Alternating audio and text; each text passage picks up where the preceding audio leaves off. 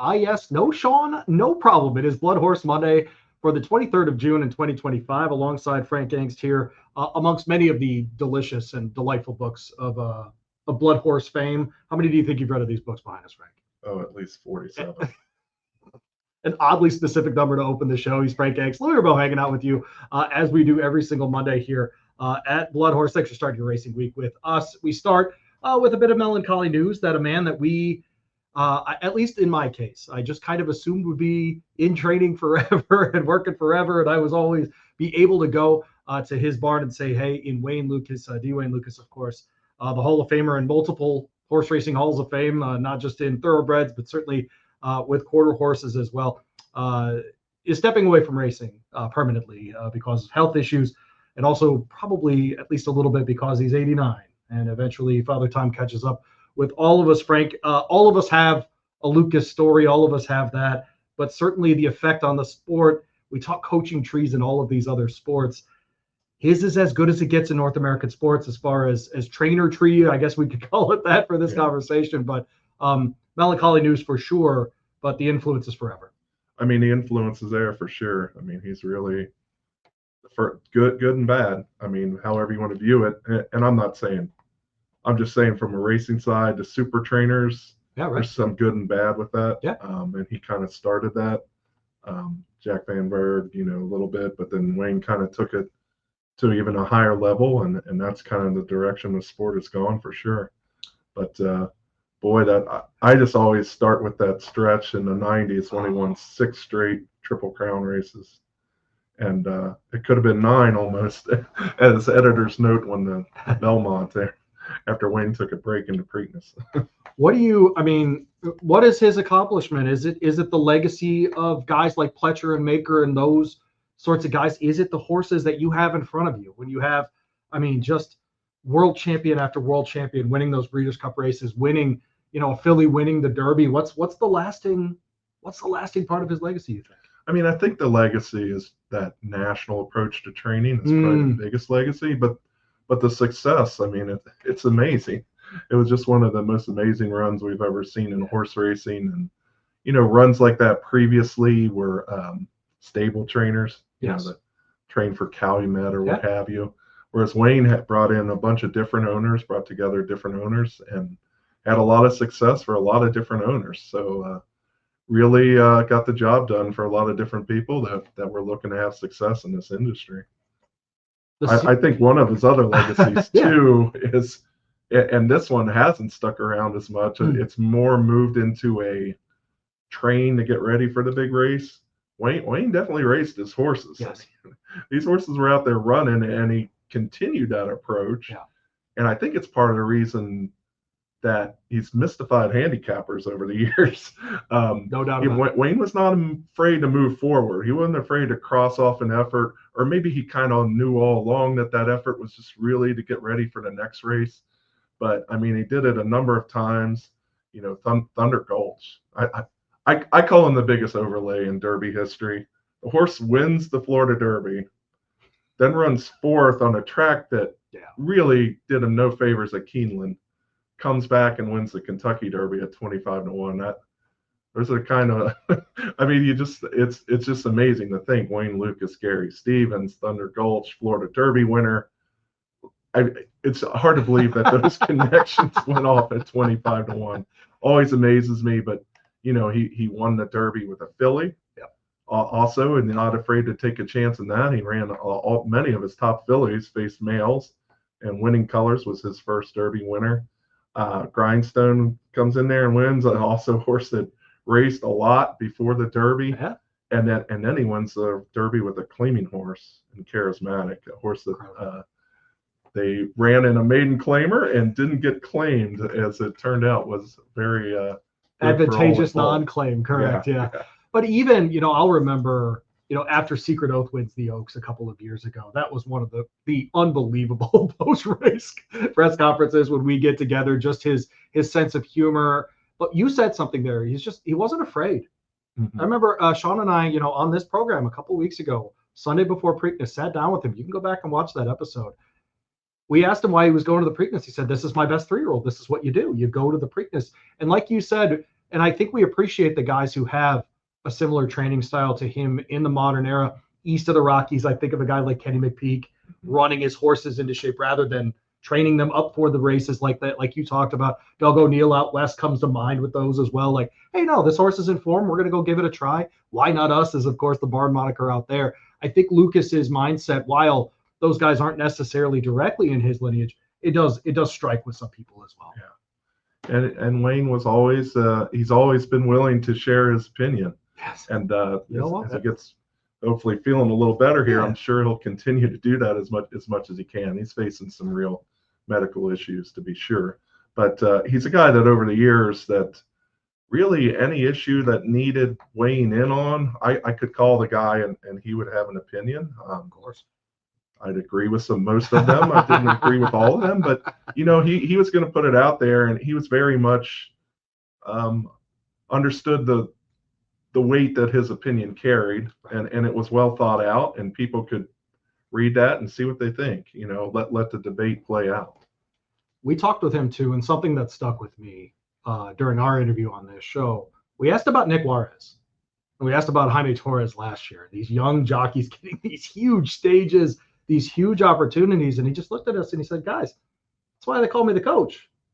I'm willing to work with young people. I'm willing to bring guys along, and I hope that that's legitimately at the end of the day his horse racing legacy is give the next person a shot.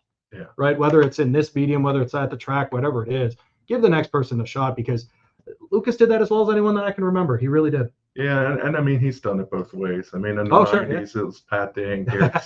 Fair enough. Yeah. Terrific story on him basically talking Gary and coming back. I think Japan, possibly Hong Kong. I think it was Japan.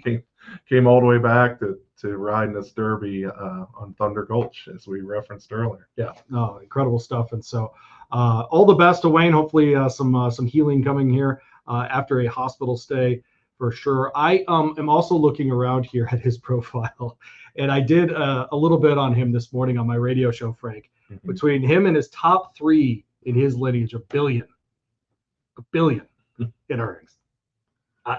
You talk about those kinds of numbers. Sometimes the numbers just tell the story. Right? They really do. That's an easy one. That's an easy story to tell, Frank. Yeah. But with Pletcher, with Mike Maker, with those things, just an incredible thing. We call it the Lucas Gap at Churchill Downs, right? That barn 44. We know exactly where that is, all of those things. We see Baz Nickel taking over the operation there. There was already a plan in place.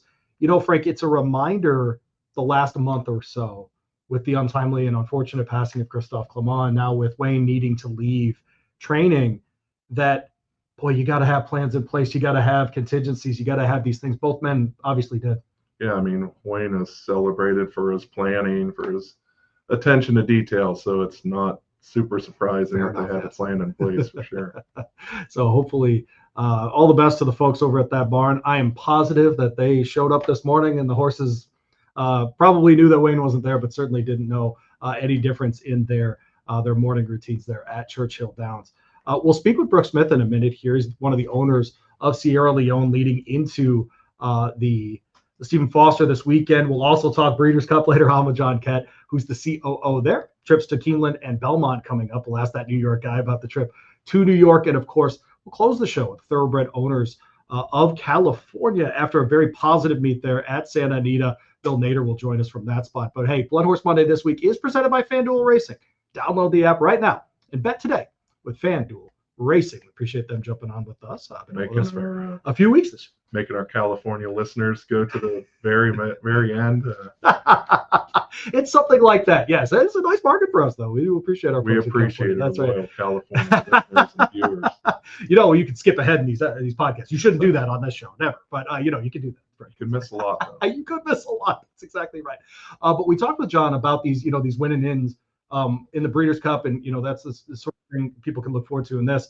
But a guy who's going to have one of those horses is Brook Smith, and we saw him. If you saw our episode right before the Derby on Monday with Callie Francois, Sean, and me, of course, we interviewed Brook at the draw, and I asked him, do you get tired of coming to this thing? He said no. I said, all right, we'll see you next year then, that kind of thing. So we'll bring Brook in now. Rocket Ship Racing, all the good things, joins us here on BloodHorse Monday. I mean, also has more hair right now than I've had my entire life put together. Brook, how are you, man?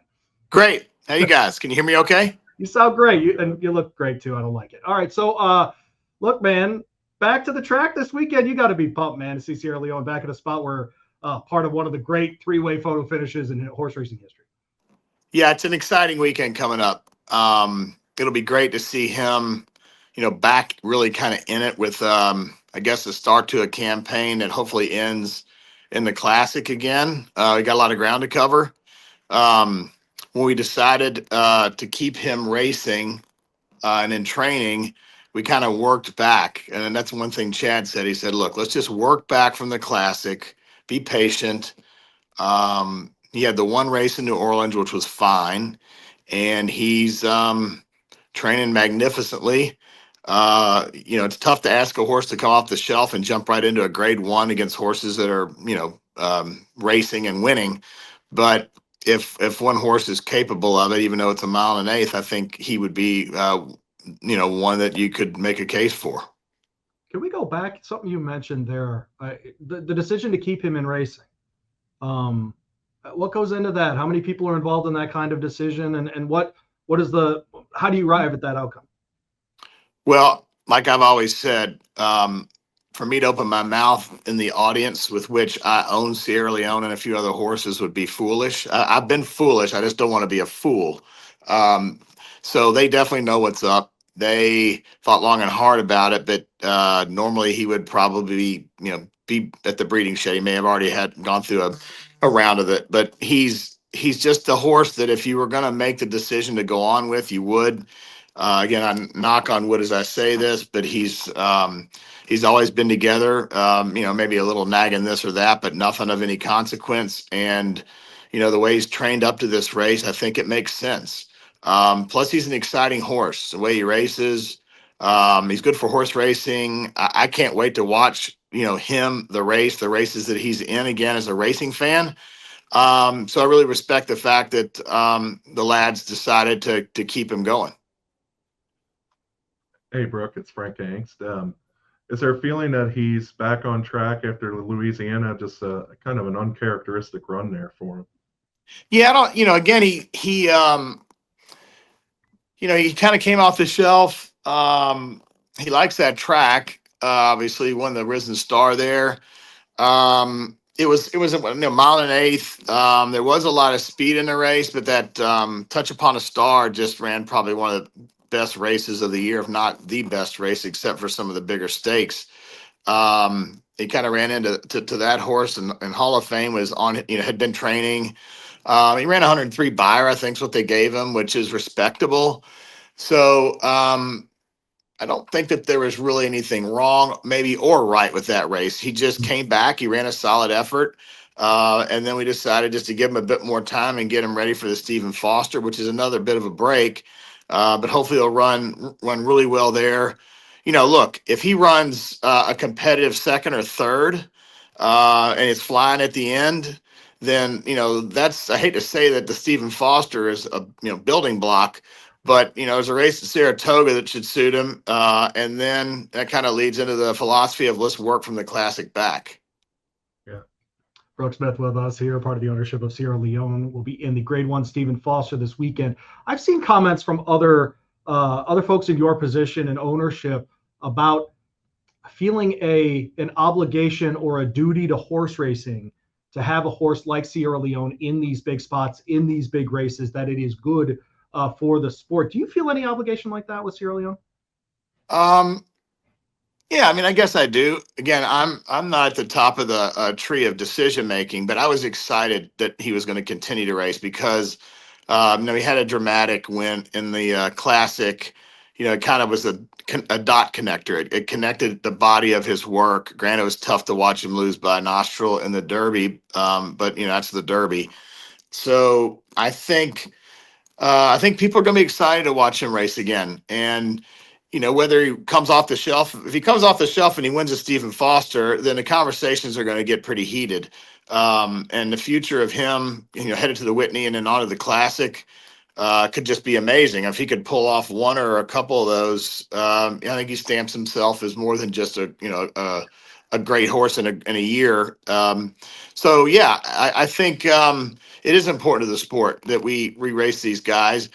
he was one again that made sense. Some that maybe have had an injury or two or just kind of nagging things. You don't want to keep pushing them. And if they look like they're going to be sires, then it's their time. But in his case, again, as a racing fan, I'm super excited to see this race. I'm excited he's in it, and I'm expecting him to run well. I guess I don't know if I have an expectation for him to win, but I wouldn't be surprised if he did.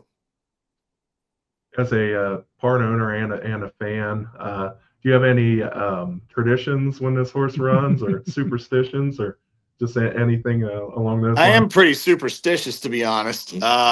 When he was running early on, my son Mac, who lives in New York, he gave me some kind of a little marble worried thing that you rub your thumb on for good luck, and that worked for a couple races. But then when he started kind of missing the top spot at Saratoga, we pitched that on the junk heap. I've had a couple hats that I felt were lucky. Then after, again, a couple races that didn't seem to quite meet the mustard, they hit the junk pile. An Irish gal, a friend of mine, she gave me a lucky coin from Ireland, and that seemed to be working pretty well. So that'll probably be in my pocket. It's all about all these races, you feel that kind of exciting drip in your stomach, where you're anxious, but you're excited. We always want them to get around the course well. I don't know. Maybe I should put my underwear on backwards and he'll win. Who knows? You heard it here first, folks. Yeah, there you go. Well, what he's describing is just the best experience for an owner, and that's what attracts so many people into the sport. And we appreciate you telling that story, and I'm sure you've brought some owners in. I hope so. I'm a big fan of the sport. I've done it for a while, certainly not this level. Sierra Leone will probably be the horse of my lifetime. I'd be shocked if he isn't. But there'll be other great horses. We have some nice 2-year-olds. The Coolmore folks and I and Chad we're excited about a few of those that have just arrived at Saratoga. So, you just never know. But, there's nothing more exciting than a horse race. Ask even non-racing fans what it's like when the gate opens for the Kentucky Derby, whether they're hovered around a TV or what have you at some Derby party. Even kids, it's just, I remember as a young man, I was just super excited about it. I used to when I was at Churchill Downs, and I go to the races every once when I was a kid. I got so worked up I'd have to go into the bathroom because I didn't want to watch the race, and I'd go in a stall and stick my fingers in my ears because I just couldn't stand it. And I would come running out of the bathroom and I'd be like, "What happened?" So that's it's infectious. Irish coins, bathrooms, and backwards underwear. There you go, Frank. There you go. That's the formula. That's it. So the Whitney, then the Breeders' Cup Classic. Man, that's sounds easy enough, doesn't it? Just no big deal. Yeah, right. I'm really excited. Hopefully he can.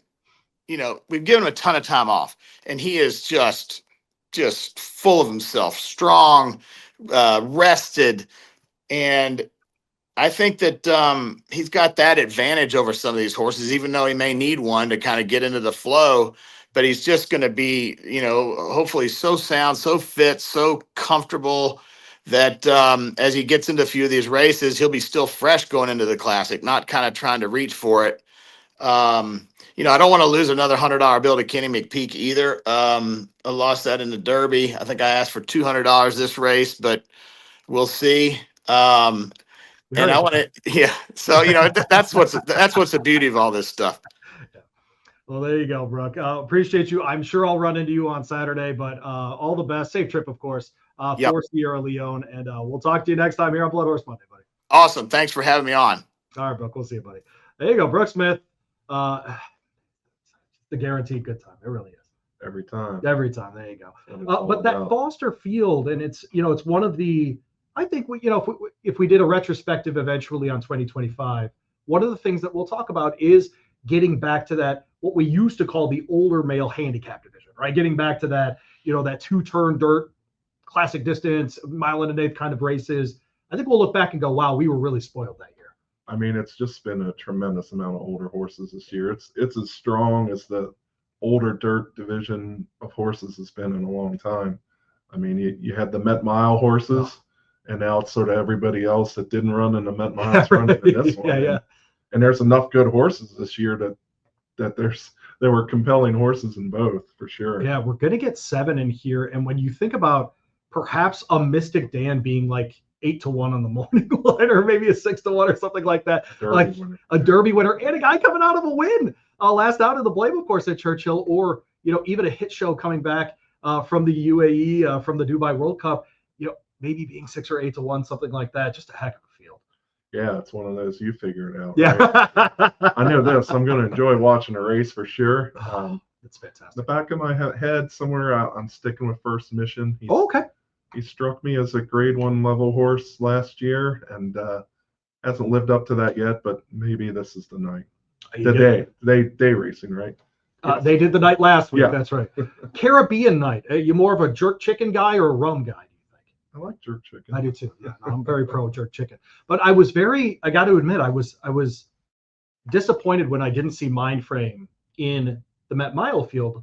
But then once I heard he was in this race, I got over it. Right? That's a chance to keep those two apart. Well, that's right, for the ownership. Both of them to try to win races. And bringing these horses back, look at some of the top sires. Curlin raced as an older horse.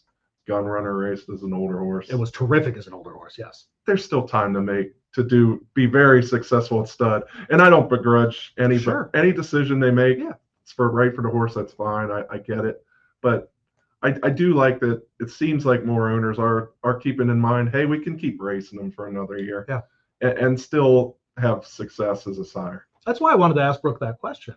Was because I'm positive a million things go into that decision, and it is interesting to hear some of the owners talk about duty to the sport or to the to the horse player, what have you, because I would not feel that way. I don't think I would certainly be looking out for my operation. No, I think that's right. I'm not kidding, but you'd be looking out for your operation. A horse like Sierra Leone could set you up forever, right? I mean, he really can. And so I understand that as well, but I also love that included in this field is a horse like Skippy Longstocking. This will be his 33rd start. He was just out, wins the Gold Cup at Santa Anita. We've seen him already this year alone at Gulfstream, Tampa, Oaklawn, Santa Anita. This will be his 5th track and 5th race, 5 races. He's a throwback for sure. Yeah, that's for sure. Yeah, we'll travel. Really excited to see him there as well. And a son of Exaggerator. Sometimes you can get a $5,000 stud fee and do okay too with those. So let's go ahead. We're gonna hear now from John Keitt, who is the COO of Breeders' Cup. We're gonna talk a little bit about future sites with him. Coming back to Keeneland here in Central Kentucky, going to the big city of New York after that. I won't lie, as a guy who lives in this part of the country, I don't hate the trips to California. It's been great, actually. I love that. A little ocean time, a little restaurant time. It's pretty spectacular. It's pretty different. But it's fun too because I have found the Breeders' Cup at Del Mar, the Breeders' Cup at Keeneland, similar feels because of what the tracks are. And so it's nice to know that we're going to be doing that intermixed with a bigger track like the Great Race Place at Santa Anita or a place like Belmont Park. Yeah, that's a good mix for sure. Yeah. I mean, Keeneland has that added benefit of being so important to the breeding industry, that the capital of that. But then, Del Mar is just one of those boutique meets. Everybody loves to go to the area. So many nice restaurants, places to hang out, I know even with weather in Kentucky, I still think of Keeneland, Del Mar, Santa Anita, even, Long Island, those tracks. I think of those as places having great turf courses too. Right. And so certainly for Breeders' Cup, when you're trying to attract those folks from overseas, we know Keeneland does that, right? With QE2 and different races that happen here. It's nice to see those races being emphasized in the way that they are certainly in California as well. All right. So here is John Keitt. He's the COO of Breeders' Cup on those future sites. All right. And we're pleased to welcome in the COO of the Breeders' Cup. His name is John Keitt, joins us here from the BloodHorse. I don't even know, the conference room studios, whatever we're calling it these days here at BloodHorse, John's old stomping grounds. How about that, John? Thanks for joining us here on BloodHorse Monday. I look forward to talking to you. Yeah, there you go. All right. Well, exciting announcements around the Breeders' Cup and future sites and those sorts of things. Wanted to get into that with you for sure. But 3 straight years on the West Coast. Is this, come on, admit to us, is this a weather decision? Is that what we're doing? No, I mean, we're very supportive of California racing. It's been challenged of late.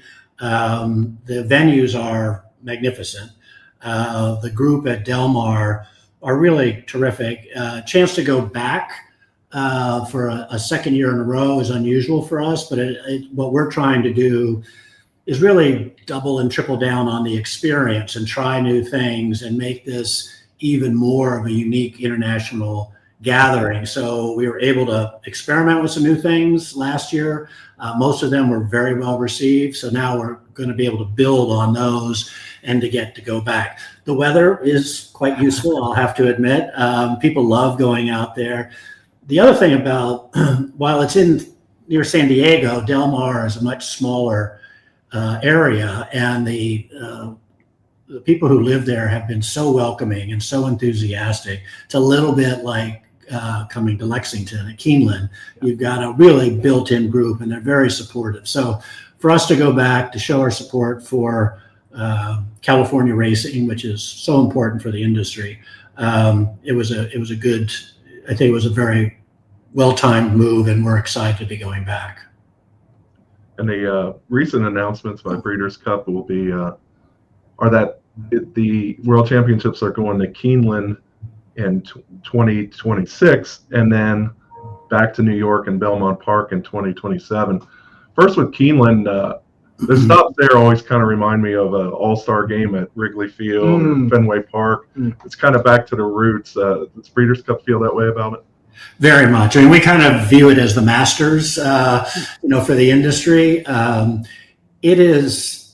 It's such a beautiful venue. They have so much respected the history and tradition. If you've seen the build out they've done over the years, they maintain the style while still, making it even more accessible. The build out they've done at the paddock is extraordinary. I don't know if you've had a chance to go out and see it yet, and then they're redoing the paddock area itself. Committing over $100 million to upgrading, those are the kind of things that we'd go back anyway, but because we love it there. The team there that Shannon's put together is amazing. The city is so welcoming, like I was mentioning before, but also it's exciting to see racetracks now and states investing in the racing infrastructure. So we're doing this for a lot of reasons, but it certainly is to show our support for them. John Keitt, the COO of Breeders' Cup, with us here on BloodHorse Monday. Frank Angst, Louie, Rabaut hanging out with you. The Keeneland part is interesting, because I'm sure within the industry, many people think of it as boutique meets in spring and fall. And certainly we think of the sales as the real cornerstone of Keeneland. Do you think part of the impetus for the expansion that they've done there is because of your presence? I think it probably played into it. I think that, this will be our fourth time. I started about 3 weeks before COVID here. And that was at Keeneland, and we ended up with 3,500 people. But in 2022, we felt it was important to go back to give the fans a chance. But when you look at the infrastructure we put in, which we start in July, we almost doubled the size of it. We put in 165,000 square feet of temporary structures. So we do build it out because we do have people coming from all over the world. I think it probably plays a part in the sense that Keeneland rightfully thinks of them as the home of thoroughbred racing. They're here, they're proud of it. If you think about the lift they have to go through with the largest sale in the world in September, roll right into their October meet, we show up and take it for a week, and a day and a half later, they have another major sale. So they're an incredible team. It's a lot for them to let us come in, but it's a very good working relationship. So I think that the new paddock area will be a real cornerstone for what we're going to be able to offer in terms of the experience. And beyond those facilities, I always like too that a Breeders' Cup at Keeneland serves as a reminder that the breeders are so important. It's why this event exists. Exactly. And to have it in Central Kentucky, it's such a good fit for the event itself, isn't it? Very much so. And, we're the Breeders' Cup for a reason. We're not for profit. We commit ourselves to just helping the industry in any way we can. But as you said, Frank, having it here where so many of the breeders and are located, and a lot of the owners, a lot of the beautiful farms, it's a great way for people to come in. It's a great showcase. We also get to make over $100 million of economic impact in Lexington. The hotels, the restaurants, everyone is just really makes it special. So it allows us to help showcase what racing really can be about. And yes, it's a smaller venue, but it's very attractive. It's very engaging, and it's a wonderful, wonderful experience. And people from all over the world get to see it, so that's very useful as well. And they can stay for the sale, which is useful. That doesn't hurt for sure. 2022 was a real gift for me because I got to sleep in my own bed and see Flightline. So that was nice. Yeah, there you go. So, John Keitt with us from Breeders Cup. Keeneland has had a knack of unbelievable, having right? some big-time horses in the classic when you have exactly Flightline and American Pharoah. Yeah, American Pharoah, as Frank remembers, American Pharoah was the first year I started at BloodHorse, and so it was definitely a leg up, and having it at Keeneland, as like you said, was amazing.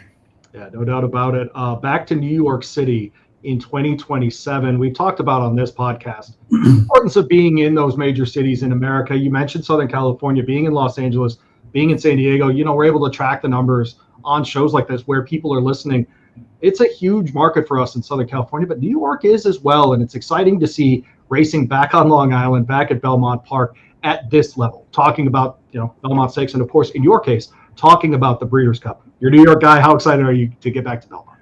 Couldn't be more excited. I've been going to Belmont, which is a beautiful, iconic park, but it's a really interesting juxtaposition of what Keeneland, how they're doing it. They're building on, they're raising it, and they're coming up, and I assume you've seen the pictures of what they're going to be doing.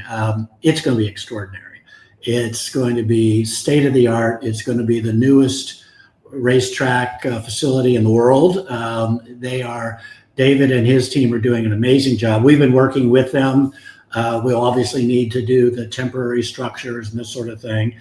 They're going to be opening up to the infield. We probably won't do that for the Breeders' Cup with the weather and all, but we're really looking forward to it. And New York racing, Governor Hochul was so supportive. It's amazing that you have almost $500 million being invested into New York racing, which is such a cornerstone for racing around the country. And we're excited about getting there, being back in New York. There's so many opportunities to make this an epic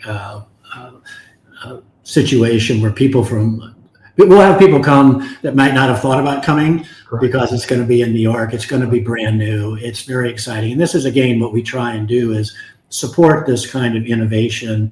They're really reimagining what racing could be like. And reminds me a little bit of the Ascot when they rebuilt that. Yep. And so I think it's going to be fantastic, and just the beginning of us being able to keep going back and going to that, being in the East Coast, being in New York. The good news is we travel around every year. Bad news is we travel around every year because it takes a lot to do. But David O'Rourke and his team are making it, really easy to kind of do. But it's going to be interesting because it's going to be new for them. It's going to be new for us. So there will be some interesting challenges, but mostly it's just a huge amount of opportunity to make this really special. Yeah, what are some of the things that a modern facility like this will allow Breeders' Cup to do? What are some of the things that are attractive for Breeders' Cup about this new facility? Well, heat is one thing, but if you look at the way they've structured it, it's actually compared to what the massive Belmont was, it's going to be everything. The vantage points, the perspectives you're going to be able to get on the racing is incredible. They've really opened up the green space around it. So it's going to be probably a little more like the Ascot feel, where you'll be able to do a lot more things spread out. That'll give us an opportunity to build out really innovative temporary structures and this sort of thing. They've added they're adding the fourth track.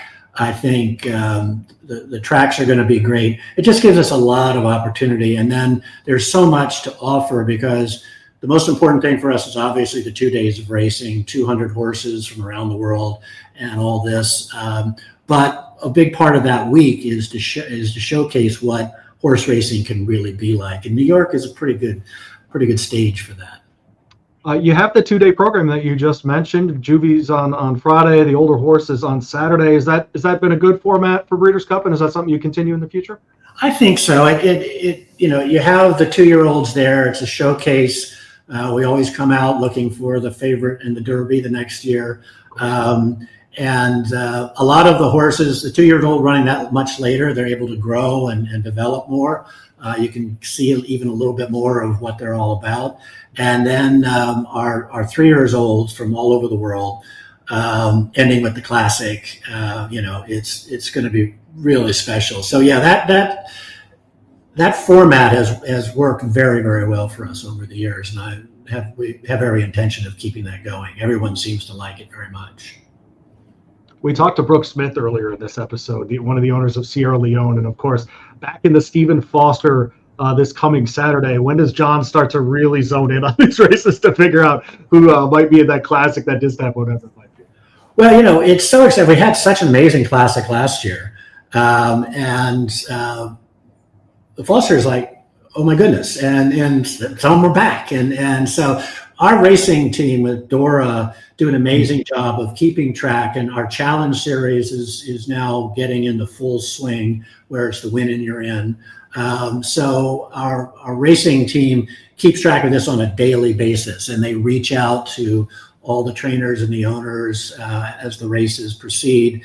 Don't have to encourage them too much to come, but we try and make it as seamless and as easy as possible for the owners and the trainers and the horses and the participants all to come, with the hotel rooms we organize, with the flights for the horses, all that sort of thing. So we focus pretty early on, but this is where it really gets exciting. We really start seeing 4, 5, 6 challenge races a weekend, and so we're excited about that. Stephen Foster should be amazing.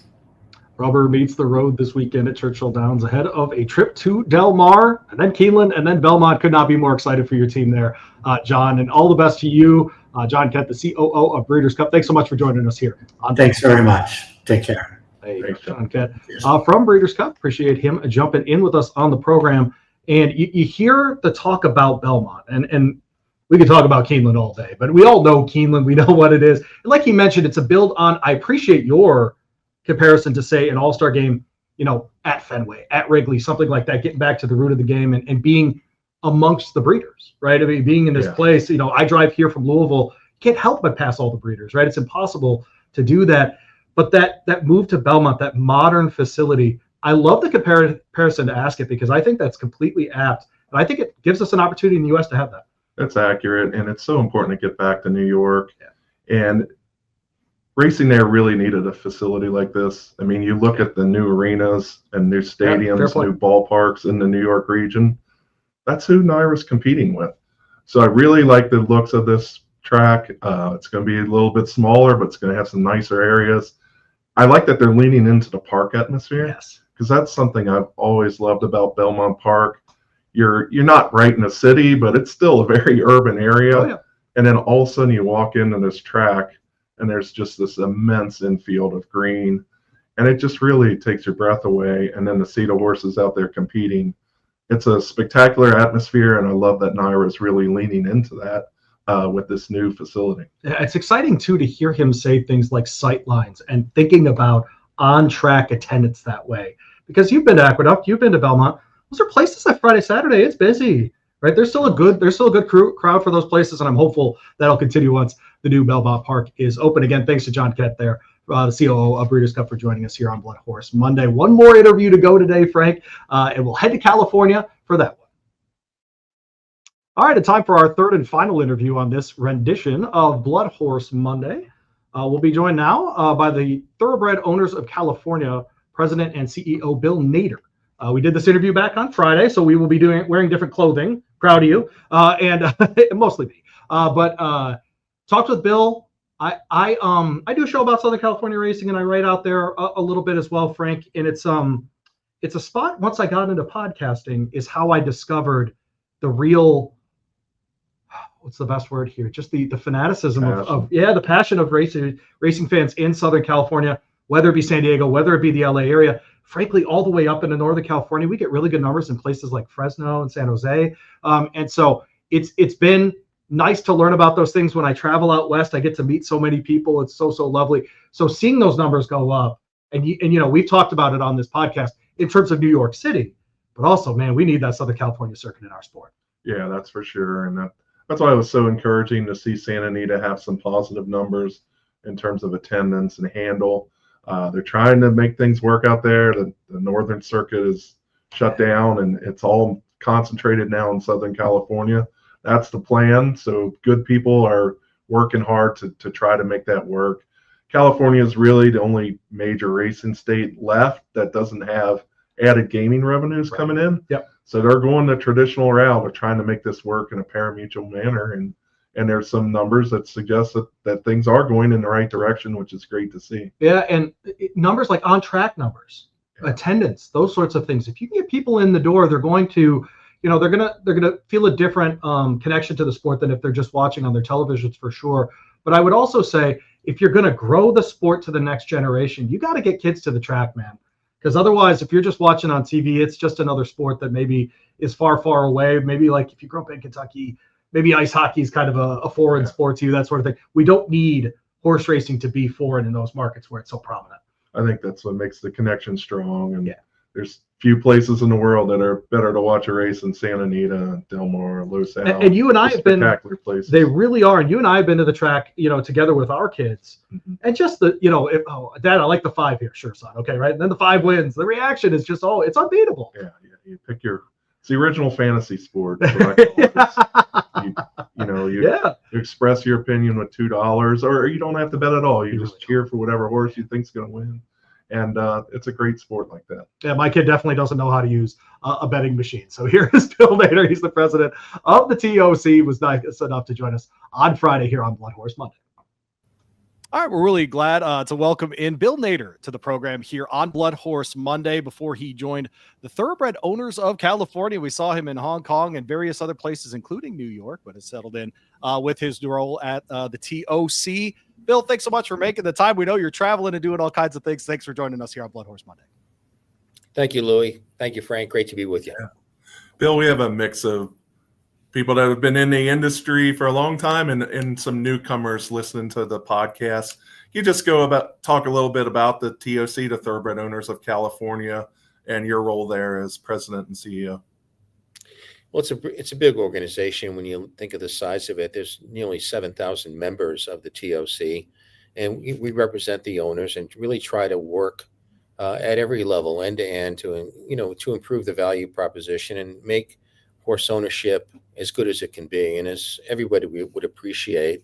And this is something, even in my time in Hong Kong, that was so critical at every meeting and everything that we did there, that if you can make the value proposition for owners what it should be, then the trickle-down impact of that and the benefits to every phase and every stakeholder within the industry will benefit, whether it be trainer, jockey, backstretch worker, even the racing fan, because what the racing fan wants more than anything is to see the best, highest quality competition. Get the best horses on the track and let them compete. So we work at every level, whether it be race dates, wagering agreements, working with our regulators, our legislators, everybody, every touch point to try to make ownership the best it can be. And from a personal point of view, I take that to mean more than horse owners, but really the entire industry. There's so many great people, not just horse owners, that are part of this. And we try to protect everybody's interest and make sure that the future of racing in our state has a bright future. Bill Nader. Yeah, and along those lines, there were definitely some encouraging numbers from the winter and spring at Santa Anita, where both the field size was up and the corollary of that is handle was up. Those two factors are tied together. How encouraging was that to see? Very much, Frank. I mean, when we looked at it, this is the year of transition for California when we We've moved to a single circuit and tried to incorporate the north into our racetracks here in the south, Santa Anita, now Los Alamitos, and soon to be Del Mar. And it's worked. We did the blueprint pretty much on the fly. We were in terms of operational readiness, we had given it some thought, but as you are aware, in mid-December, the news broke that Golden State Racing would stop operation and wouldn't continue on December 26th into the new year. So we had to pivot very quickly. And I think we've done it successfully. And when you look at, the influx of Northern California horses into the population herd, that here in Southern California, that's helped, create a spike in field sizes, which is great. I mean, when you look at it, and I look at it through the lens of the customer, the bettor, and what they expect of California. California has such a great history, a great tradition, a great reputation, and a great brand. But one of the weak points that people have been pointing to for years has been relatively small field sizes, and it's something that I think the entire industry struggles with right now in America. But we've been able to see an uptick, and I think that's been great. And as we finished last Sunday the spring meet at Santa Anita, so through the winter and the spring, we saw 69 additional races run, which is good, more opportunities. And usually when you have more races, you think, well, maybe the field sizes will come down. Right. But instead, it's been more opportunities and bigger field sizes. So that's a double plus, right? So, Yeah, sure. so the field sizes were 7.5 through the 15th of June, and that's up. And when you compare it to NYRA at the same point in time, this was interesting. I went and looked at this, recognizing that NYRA is more aqueduct without turf racing. So to be fair to them, it's not their prime part of the season. But we're at the checkpoint here, a midterm report, half the year, and California right now is at 7.5 and NYRA is at 7.0. So it shows that we're showing some renewed life. We're being more competitive, and giving customers hopefully a better product, and that's driven handle up, and that's been a good thing. And the good thing about the handle increases, something else that we look at, is this across all segments. Interstate wagering within California, interstate wagering outside of California, and even into the high volume segments. Everyone is up. The high volume segments are up marginally, just a small amount, but the other segments are up to a greater degree. And I think that's more healthy and more sustainable. And again, we hope that the second half of the year we can continue to build on that momentum. Bill Nader's with us from the Thoroughbred Owners of California. He's their president and CEO. You mentioned those Northern California races that have been carded at Santa Anita. There are 3 $6,250 races this past Saturday, by the time this airs, Bill, at Los Alamitos, with 11, 12, and 11 horses entered in those races. We know about the great tradition, frankly, that developed in the last decade and a half in Northern California, that claiming culture in the north, those races at Golden Gate and different places, was a real part. It's transferred to Southern California. Does the TOC see that as a long-term sustainable part of this? Because when we talk about field sizes, as a player, I'll take 11, 12, and 11 all day. Yeah, great question. I think we're going to have to work with, our northern stakeholders that have relocated to the south and help them and understand exactly their viewpoint, and really make it more of a 360 and get that communication going both ways to see how we can help to make it sustainable. Because eventually that population of horses, there's going to be some attrition, and how we can keep everybody in play and keep it going, for a longer term benefit, and do everything we can to make sure this is not a short-lived spike. But yeah, I mean, when you look at Los Al on this first weekend, if no scratches and taking out the also eligibles, the average field size is 8.3. So that's pretty good for Los Al. So again, when I say build on the momentum, and for the restricted races that we ran here at Santa Anita at the lower levels to accommodate that population, and give them a chance to actually make a transition and feel welcome and be part of Southern California. And for a lot of them, great thrill to get, winning races at Santa Anita. You can't understate that. I mean, I started out at Rockingham, and I remember when in New England, a Rockingham horse went to, New York and won a race. We all got a real kick out of that. I mean, it was really exciting for us as race fans, never mind the owner, the trainer, and the jockey, but as racing fans. And the same thing here, it's big. You're on the big stage, and to win on at this level, it's a great thing. But it helps to bring California together, to try to incorporate and really channel, all of the assets that we have the best way we can, including the limited resources that can help drive the purse money up here at Santa Anita. So, sorry about that. So it's been key. And there were 105 restricted races at Santa Anita over the Classic and the Spring Meet. Wow. But Louie, there was a race on Tuesday, and it was an open race, no restrictions at all. And every horse entered in the race was from Northern California. It was basically a 10 claimer. And I thought that was a great sign. I mean, they've come in, they now feel they're part of it. They don't have to run just in restricted races. They can run in open races, and they can be competitive. So hopefully we turn the corner. Past Saturday, there was even an allowance race that featured many of those horses that was run in the low 30s, which was reminiscent of the purses at Golden Gate Field. So it was nice to see those things there as well, Bill. So it's nice to see that continuing, and I hope it does, because honestly, within those sequences, if you're a pick 4 player or something like that, it's nice to have those races in the middle. Absolutely. I mean, handle's important everywhere as a driver of purses, a driver for tracks, money that supplies money to tracks and purses. But a lot of other states have added gaming, whereas in California, the pari-mutuel is the driver. Knowing that, I guess, do you see this continuing? Do you see a path forward? Like, kind of, this is the start of some good things? Yeah, Frank, look, we don't have the secondary stream of income. We don't have HHR. We don't have VLTs like New York or Kentucky or some of the other states. They have those advantages. So pari-mutuel handle is the key for us.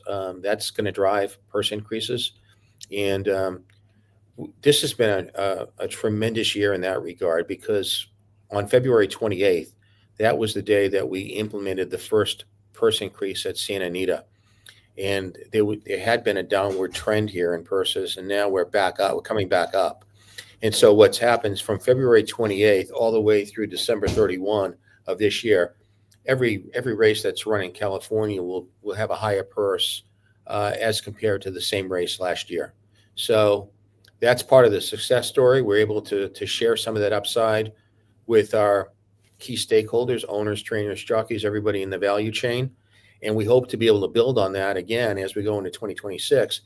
And while we're doing that, of course, we're still hoping for the big ticket change of bringing in something that would really help, change the landscape here in a very positive way. But of the things that we can control that are with us today, I think we're pushing all the right buttons to make that difference. And man, there've been so many people that have been loyal to California and have stuck it out here, and they love it. And a big part of horse racing as an owner, it's not just the purse money, but the purse money is so important, but it's also everything else that goes with it in terms of the experience. And when you look at California and everything else that goes with it, with the experience, man, we've got it. We've got it in spades, and we do it probably better than anyone else. So the last piece of the puzzle is the one that we've got to figure out. And if we can ever figure that out, we're going to be in a great place. I always tell people, if you want to fall in love with horse racing, hang out at Clocker's Corner some morning. You'll fall in love real quick. It's a great spot out there at Santa Anita. Bill Nader with us from out there in California as well. The future of the circuit itself and what it should be or not be emphasized as far as the owners are concerned, Bill. When I think of California racing, as a guy in Louisville, Kentucky here, where we can barely keep a turf course together, unfortunately, I think of great turf racing there in California. Is that a way to make California kind of different, is to, even more of an emphasis? I know, if we see a 9-race card at Santa Anita, it's probably going to be 5 races on the turf anyway. So it's not as though there isn't an emphasis down the hill, all those different things that happen there in California. But could turf racing become the thing that draws more people to the West Coast? I think so. I mean, the great thing about turf racing here is certainty. If you know that race is going to be run on the turf, it's almost like I remember looking at it last year. It was like 98.6% or something crazy like that. It's nearly a perfect score, and it's one of the great attributes of racing here in California, in Southern California. The weather is tremendous, so. With that, you get the certainty of races being run on turf. There were 78 or 79 days of racing at Santa Anita from December 31 to June 15th. But, if I look at the numbers, let's see if I have the consolidated look here. Yeah, 78 race days, and the number of turf races were 362, and the number of dirt races were 400. So 47.5% of the races were run on turf. So a lot of emphasis on turf racing, leveraging the advantages that we have, and the turf course held up brilliantly and terrific. And so you don't have the turf course at Los Alamitos, but then we go to Del Mar, and of course it's featured at Del Mar, not at the same percentage as it is at Santa Anita, but still it's a big part of the picture there. And look, it's one of our prime assets.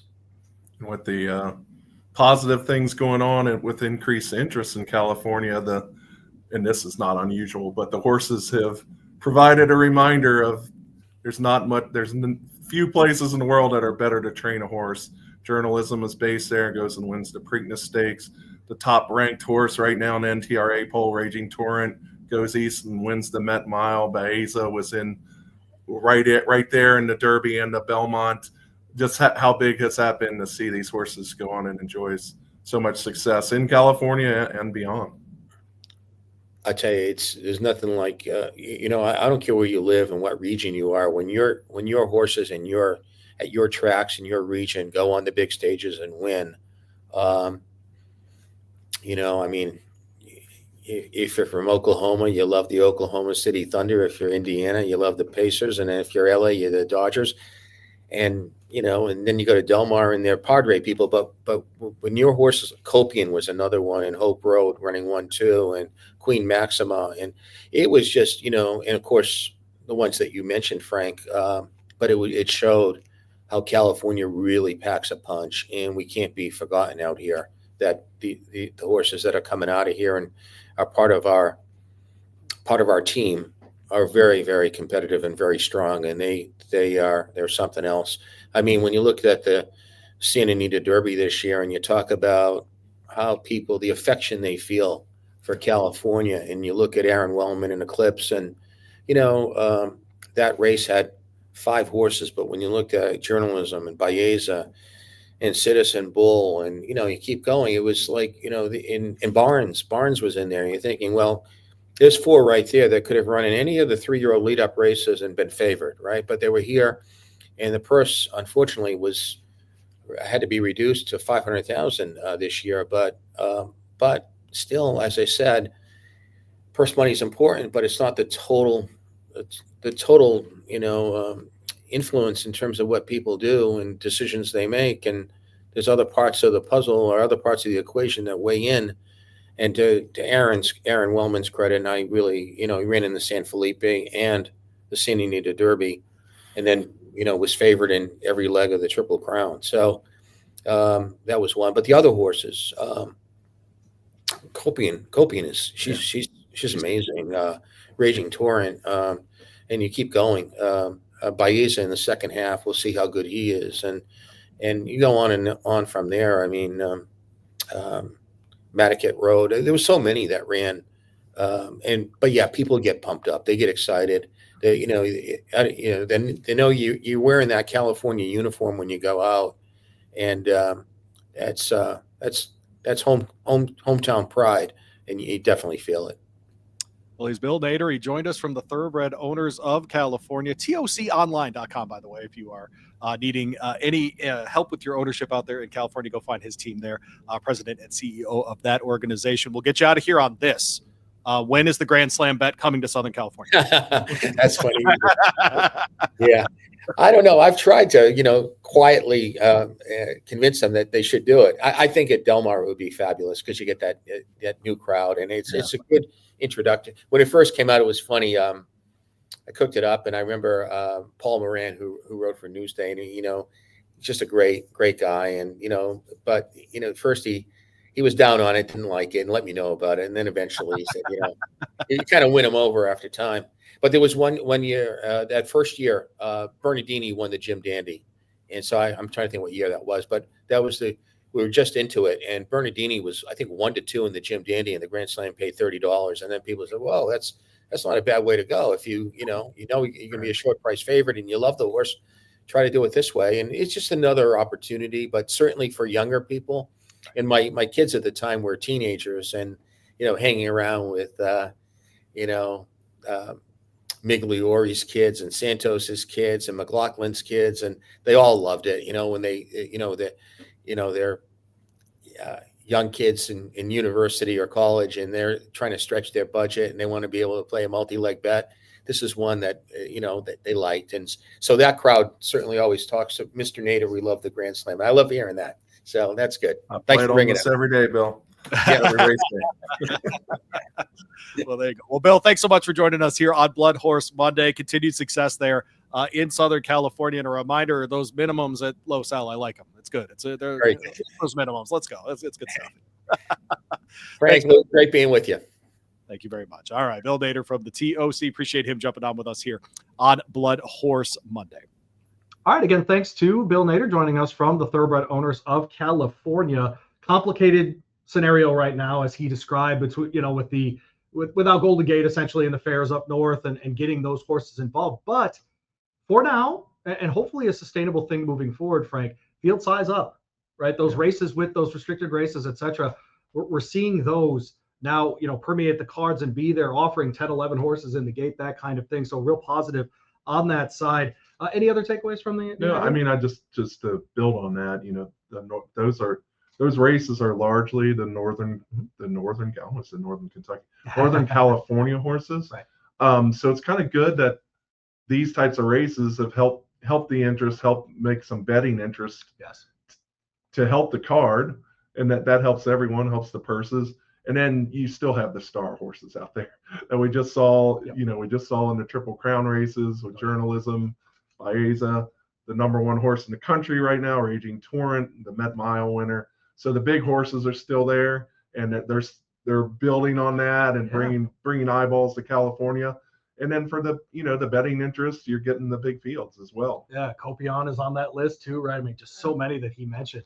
You could even forget a couple. Johannes, I'm sure, will be back in training very soon.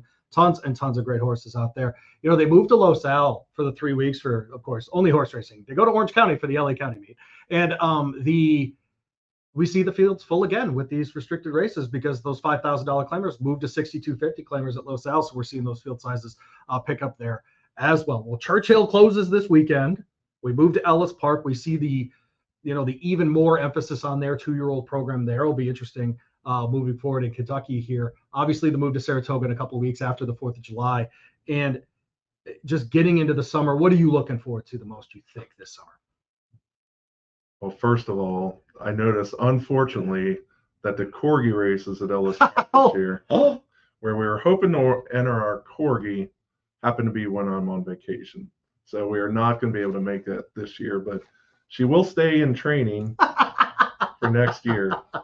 See, Izzy. But no, Ellis is becoming a terrific place to start a 2-year-old race, 2-year-old horse. It really is. They have a great program now there for 2-year-olds. So, you can see any kind at Ellis right now. You really can. I talked with their new racing secretary, Bailey, over there, and he really emphasized they're going to be, really ramping up that 2-year-old program as much as they can, but also, they're going to keep that Saturday, Sunday, Monday schedule with the stakes on Sunday so that jockeys can come back if they want to for those sorts of races. It's an interesting sort of move for them. Obviously, we know what Saratoga is. That's not going away in any sort of way. Of course, we'll be running the Belmont there next summer as well. But, shift to Del Mar, speaking of California as well. So we'll have all of the races there, of course, in anticipation of Breeders' Cup as well. But that always brings in a few more horses when you have a meet at the track that's going to host the Breeders' Cup. So that's going to be, I'm sure that's going to be a successful meet. Nice little bump for them as well. And of course, big change out there. Larry Colmus on the mic, replacing Trevor after so many good years there at Del Mar as well. Well, he's Frank Angst. I'm Louie Rabaut. Thanks so much for hanging out with us on BloodHorse Monday. We always encourage you at this point in the podcast to check out the magazine. Of course, BloodHorse Magazine, the QR code at the bottom there if you're watching on Spotify or on YouTube. What should people be looking for in the BloodHorse Magazine? Oh, so he's not here today, but that doesn't mean that Sean didn't do some work. Hey, hello, Sean. How about a that? really terrific story on some of the trainers that worked with Wayne Lucas and their reaction to his retirement. So that's very good. We're going to have features ahead of a lot of the Breeders' Cup Challenge races this year. Nice. We'll have one on Wednesday on Mystic Dan, what it's like for a Derby winner to come back at 4. A lot of good stuff coming up. There you go, bloodhorse.com. Click on the daily at the top left. And of course, if you want to check out the magazine, use the QR code on screen right now and get signed up with us here at BloodHorse. He's Frank Angst. I'm Louie Rabaut. Stephen Foster this weekend. We got to be getting excited about some of these wins and ins for all of these sorts of things. Very, very excited to see that. But we'll be back next week. Sean, too, even. How about that? We'll be up at Horseshoe, Indianapolis ahead of the Indiana Derby. We're getting into the Midwest Derby season as well. So we'll be up there for the draw on Monday. And we'll see you next week on BloodHorse Monday. The Blood Horse is dedicated to the improvement of thoroughbred breeding and racing for over 100 years. Don't forget to like, subscribe, and save Blood Horse Monday on all your platforms. For the latest news, analysis, and insights, visit us at bloodhorse.com. Thanks for listening, and we'll see you next week.